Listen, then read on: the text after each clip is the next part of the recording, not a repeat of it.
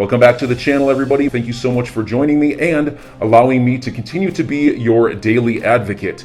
If you're new here or you're not subscribed for any reason, please do me a huge favor and hit the subscribe button. Thank you to all of you who have been watching and following me for so long. It truly means a lot, and I'm glad that I can be this person. Dark Defender said, hi there, XRP finalized wave 1 at 91 cents and we expected wave 2 corrective towards 74 cents.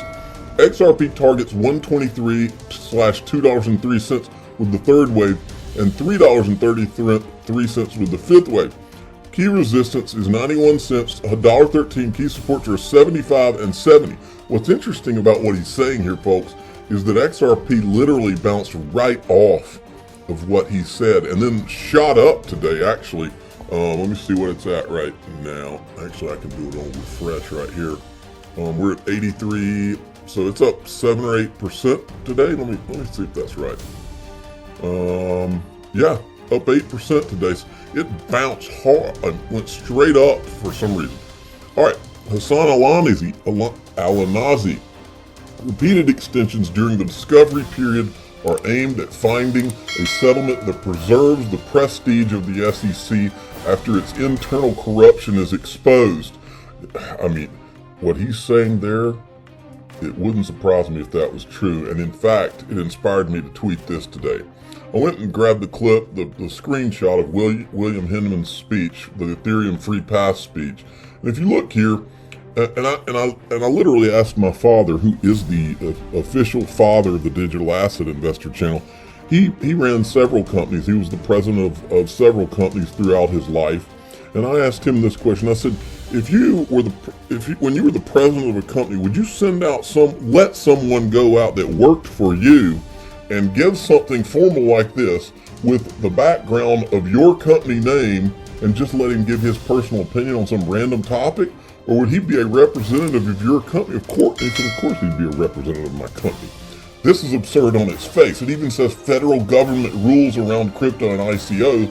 William Hinman, Director of Division of Corporate Finance, U.S. Securities and Exchange Commission, and it doesn't say anything about personal opinion. I said, does anyone really believe the judge in SEC versus Ripple thinks that was Hinman's personal opinion? I never will. I could present it to my 9-year-old in minutes and he wouldn't buy it. You have to wonder if this is now about preservation of the SEC as an institution. You do have to wonder. Here's another thing I wonder, folks. Have you noticed how many times the SEC has been willing in this case to go back to the judge and ask the judge to reconsider what was it called? The DPP, I always draw a blank on all these letter things. Anyway, the due process privilege, I think is what it's called. Well, the judge made a decision and then the SEC goes back and files a motion for her to reconsider. Well, I could be wrong here. Maybe some of you attorneys out there can correct me, but I don't remember Ripple going to the judge and saying, wait a minute, this was not Bill Hinman's personal opinion, so we want to file a motion to appeal your decision on that. I don't think they did that, and the question is, why? Maybe they wanted her to say it was an opinion. Maybe that's how you get the documents. Or we could be dealing with something far worse. But look, I know the people listening to me, they know that this is where they come just to get some basic common sense stuff. I mean, this doesn't take some genius to figure out these basic things that we're seeing. It doesn't add up, okay? Everybody knows it doesn't add up, and we're pointing out the obvious and focusing on the truth. And people are dying in this crazy world we live in now. People are begging someone to tell them the truth. That's the reason this channel's been successful. That's the reason most people who basically with no budget at all that start giving their opinions on things, if they're telling a truth that nobody else, that the people are being denied, the people show up in droves. It's really a simple concept. If CNBC would listen to my guidance on what they should cover on their channel, they would have the best ratings in the world. But they won't, because the truth is not in line with what they're supposed to talk about or what they've been told to talk about. That's why some random guy in Georgia has an audience at times that rivals these guys that are supposed to be Ivy League or professionals. because they aren't telling the people the truth, and the people are not stupid. They're not. People are smart. Some of the smartest people in this world are in the flyover country of the United States of America. Some of the smartest people in the world are in the rural areas of every country across the world. But those people are looked down on by the people, these others that are trying to make you think the way they want you to think and feed you a narrative. And that's why this stuff, if we smell BS, I'm going to tell you about it. And one of the things I smell is this idea that the judge actually believes that this Bill Hinman's speech was a personal opinion. Apparently you're not selling it to 3,758, well actually 87.5% of 3,758 people. So nobody buys that this judge actually believes this. So then you have to ask yourself the question, why did she rule it? Did she rule it as an end around to make the SEC show these documents? Some of the things they weren't going to have to show if it was declared an SEC, not his personal opinion. That's what I think. Okay, just a little reminder from ProCoinNews.com that we are 418 days under American crypto innovation under siege by the what do you want to call them? The three horsemen: Gary Gensler, Bill Hinman, and Jay Clayton. Thanks a lot, jerks. Okay, Fudverse put this out. I'm not going to play it. It's basically I think this is the Uber CEO, and he's saying that Uber will start accepting crypto once it becomes environmentally friendly. And then Ashish Burla from Ripple weighs in and says, "Give me 20 minutes to change your mind." The Uber CEO noted that the cost to exchange can be expensive, and he further highlighted that it's not great for the environment. And Ashish Burla says, I can convince you otherwise. Now, do you remember for the last couple of years when I said that if they're talking about quantum computing being 20 years out, you can go ahead and shave off probably 15 of those years, maybe more, and I always use the example of the Patriot missile. When I was in high school, I remember watching CNN when the U.S. invaded Iraq the first time, and for the first time, all of a sudden we're seeing missiles shooting Scud missiles out of the sky, and they were calling them Patriot missiles, and I didn't even know that the United States had such a technology. The last time I had heard of anything like that was the Star Wars program under Reagan that was apparently scrapped, and then all of a sudden we've got Patriot missiles that'll shoot other missiles out of the sky. Well, my point is, and it's the same concept for the Manhattan Project, which gave us the atom bomb. The Manhattan Project was secret for a reason. Well, from everything I've read, quantum computing is probably up there with as one of as just as important or more important than the atomic bomb in terms of national security. So are you telling me that they would tell the world what they were working on and how close they actually were? No way, no way, no how. And that's what I've said for a long time. And now IBM is installing the first quantum computer in Canada that could help conquer science and chip making challenges. I wonder if it can crack Bitcoin in seconds. This is interesting. The SEC case is delayed because the world isn't ready yet for a digital monetary system with a neutral bridge currency. Things have to evolve. There's a war between Jekyll Island bankers and the good guys. I'm kind of thinking this is true, folks. But I said they're still waiting on Ethereum 2.0. I mean, consensus layer. And by the way, so check this out. Empower Oversight tweeted this out. Government motion asked judge for an extra week to answer our Freedom of Information Act suit without producing a single page from what the SEC has already located. Empower Oversight would have agreed to an extension if the SEC provided some docs now, but the SEC claims it is unable to release documents today. Right here. The SEC is unable to release documents today. What in the world? Why is any judge putting up with that? That is crazy. And I said, this only gets worse. I'm convinced they can never let us see any of those documents. Where are the good guys in the SEC? That's my question. Not one whistleblower yet, right? Okay, John Deaton weighed in on this. JV said, who else thinks that if Elad Roisman would have never left the SEC, these notes would have never been found? And then John Deaton says, it also clearly demonstrates that the SEC lawyers are not complying in good faith. As a federal prosecutor, you represent the public, not your desire to win at all costs. Shameful. Then there's this, folks. It all ties together. Let me have some more of this Diet Dr. Pepper. Dr. Pepper didn't pay me to say that. I wish. Just in, BlockFi is paying $100 million to settle allegations it illegally offered a high-yielding crypto lending product. Okay? Now, I went, and John Deaton had tweeted this about it. He said, Attorney Dugan Bliss was co-lead attorney for the SEC versus Ripple. He left in the middle of the discovery to go work for BlockFi, and that's the CEO, I guess, after BlockFi was receiving subpoenas from several states. No doubt the SEC was involved. We live in a pay-to-play world, people. And then I went to BlockFi's website to find some of their investors, and you'll never guess who's some of their investors. Consensus and Galaxy Digital. The SEC case sure did get resolved quickly versus BlockFi. There are no coincidences, and I believe that. And then there was this tweet from Barry Silbert.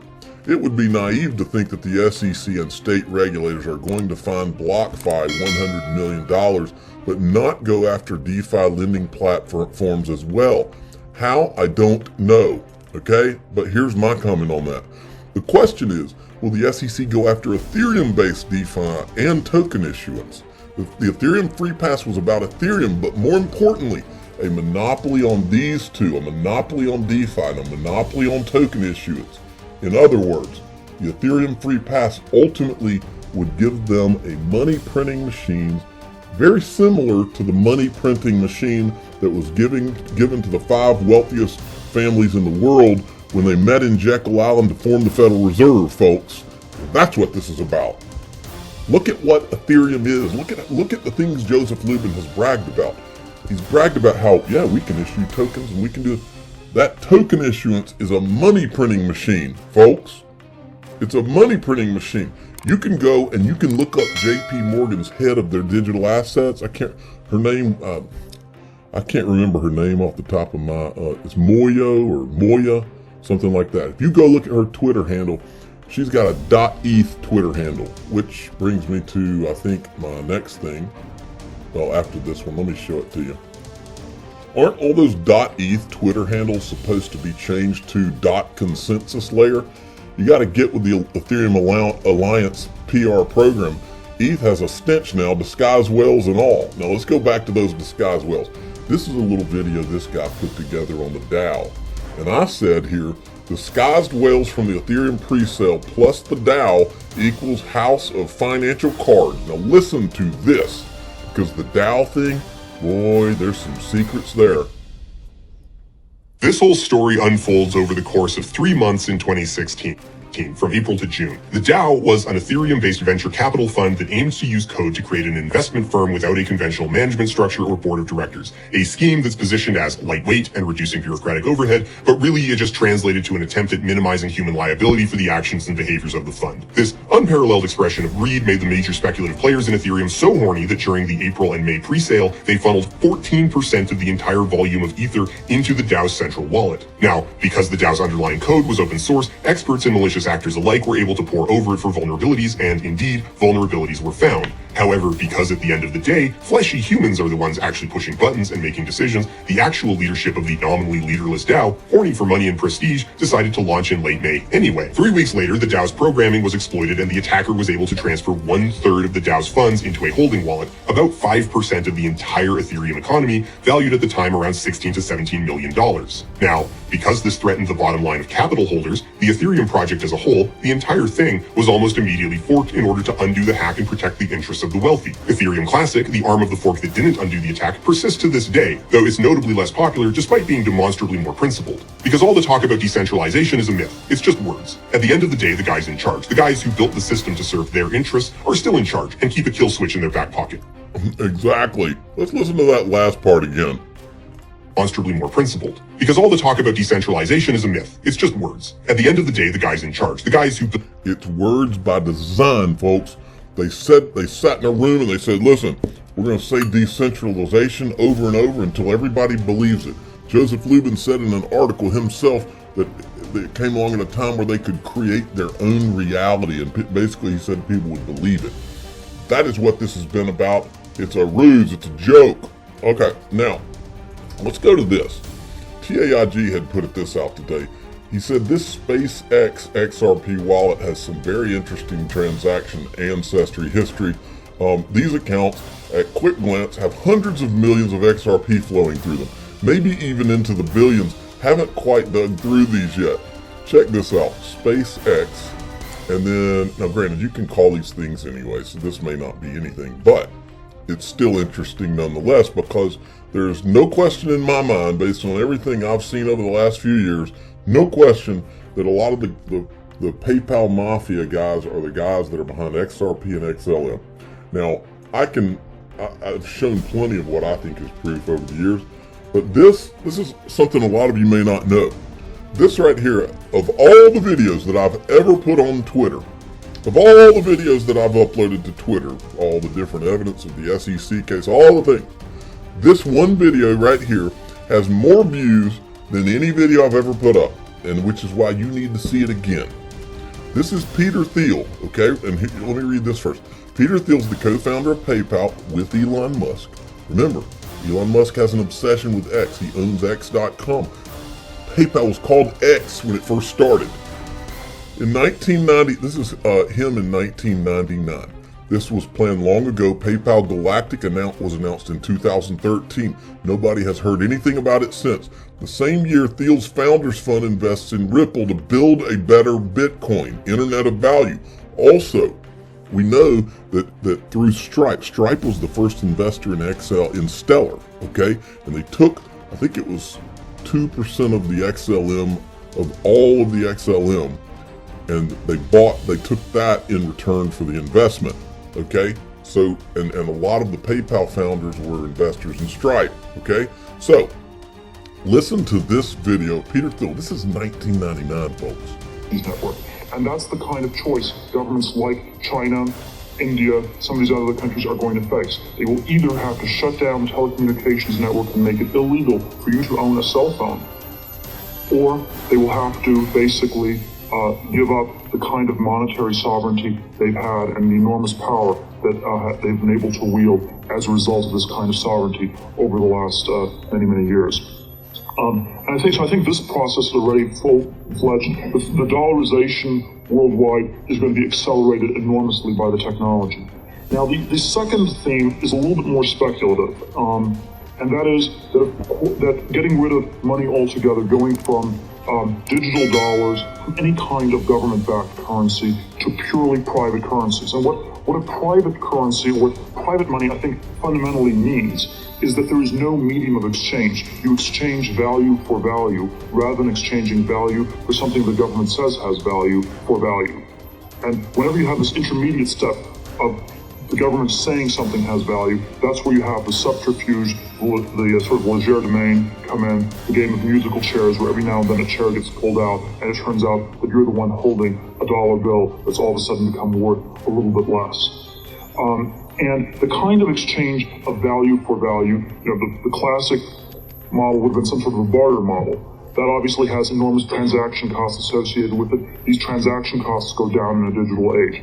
And the kind of model that I think is the most likely to take place is one where you have other kinds of financial instruments that are very liquid. The one I would cite in the UML disagreement, it's a disagreement on emphasis, is I don't think the big fights on this are going to be fought in Washington, D.C.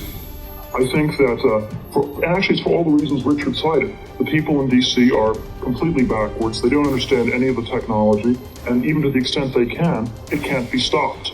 You cannot stop things on the level of Washington, D.C. in terms of shutting down these encryption protocols, things like that. They knew a long time ago. Now, it's not just him though, folks. Now look at this. There's literally a war going on. It was in that tweet earlier about the Jekyll Island bankers versus the good guys. I think Peter Thiel and these PayPal guys, I think the guys behind XRP and Ripple were the good guys. Look at the plan. I'm sorry, I'm eating Chex Mix while I'm talking to you. I love Chex Mix, by the way. Look at the playing field, and by the way, Chex Mix, they're also not paying me for saying that. I'm really having a Diet Dr. Pepper and eating some Chex Mix here. Look at the playing field. For years, the crypto media pumped the idea that XRP was a banker's coin. Them and all of their social media people, it was a concerted effort, okay? All while JP Morgan and Goldman Sachs, we've proven that JP Morgan and Goldman Sachs, they were at Ethereum before it launched, okay? They had their programmers there, and Joe Lumen has said that Ethereum was there even before the token launch of Ethereum. All the while that them and their white shoe boys were working behind the scenes with Ethereum. There's a war going on. XRP will win. The unfortunate thing for JP Morgan and Goldman Sachs is that they chose the wrong technology. They put their chips in the proof of work corner, and it's been a nightmare because they can't even get Ethereum 2.0 out. Now they're changing the name to get rid of the stigma of it. This guy that's talking here is Luke Nosek, PayPal Mafia member. He was also at the Founders Fund with Peter Thiel, PayPal Mafia member in 2013 when they invested in Ripple. PayPal Galactic has not been mentioned since 2013. This clip is from the World Economic Forum in Davos. Many people don't know this, but the mission of PayPal was to create a global currency that was independent of interference by these corrupt cartels of banks and governments that were debasing their currencies. And we succeeded at building something very economically very powerful, enabled many small businesses. We're super proud of it, but we never achieved the mission. And I don't think it is solved by PayPal, precisely for the reason that you brought up in the Venezuela case, where PayPal is simply too centralized and too attached to the big financial institutions, Visa, MasterCard, the ACH networks, the SWIFT network, and it will do whatever it needs to do to keep those institutions happy. It doesn't solve the problem, and I think with its current success and the current management, they're not going to go push the mission of the company forward. That was what we wanted 20 years ago. So somebody else has to do it. Not to mention it was the wrong crypto foundation, but that's a different story. And so why didn't you guys foresee this and build something that would solve the problem? Well, we tried. When we were building the company, initially, Max Levchin, who started working on his thesis in cryptography, is my co-founder at PayPal. He researched Chaumian blind anonymous digital currencies, and then we didn't think that was going to quite work. It was too centralized, and it wasn't quite anonymous. Then I think we just never figured out quite the right algorithm, and we were pressured by investors to just get the product out, get the product out, get the product out. This is part of the problem of taking investment money prematurely. I wonder what would have happened if Matt's just been able to sit around and brainstorm and work on the idea, and don't talk about the mission. And maybe we could have figured out an algorithm that was more like the modern crypto algorithms, which I'm so grateful for. So enjoy your day, everybody. I'm always here for you. Leave any comments or questions below, and be sure to subscribe. But thanks, everybody. I really appreciate you. Enjoy your day, and I always have your back. So thanks so much, everybody.